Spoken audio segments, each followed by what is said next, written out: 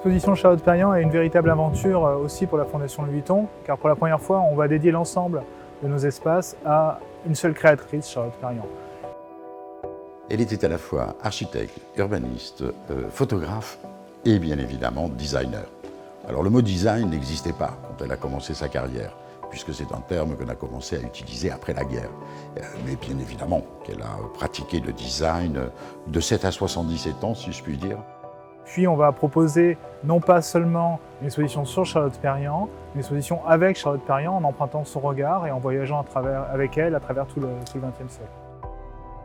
Elle dédie ses galeries, ses schizmèses, mais finalement ses espaces, dans un dialogue interdisciplinaire pour inviter le visiteur à plonger non pas son regard sur des œuvres, mais son corps dans la modernité et dans l'espace des créations de Charlotte-Perriand et de ses collaborations avec des peintres tels que Fernand Léger, Le Corbusier, Picasso, Miro, Calder et ses amis avec lesquels elle crée tout au fil du XXe siècle.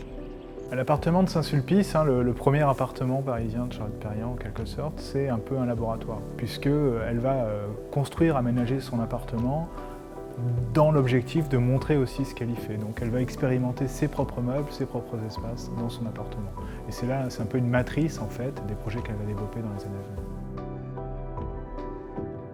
Il y a toujours l'idée pour l'intérieur de l'appartement où elle intègre même un gramophone dans une position fixe, mais il y a des meubles qui sont tout à fait modernes. Par exemple, le fauteuil pivotant qui est formé sur le modèle de bureau ou de cuisine pivotant ordinaire, mais qui devient un modèle absolument luxueux, combinaison de tubes d'acier, mais avec un capitonnage luxueux, un peu art déco si vous voulez, d'inspiration art déco.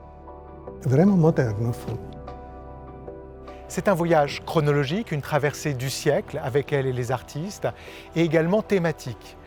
Réinventer l'habitation, se ressourcer dans la nature, penser la reconstruction après-guerre, penser le logement, la préfabrication et jusqu'à l'échelle de la ville, cette ville des loisirs avec les arcs, et également le rapport aux arts et aux artistes à travers 3 volets, la galerie Louise Léris, l'appartement d'un collectionneur et le musée national d'art moderne.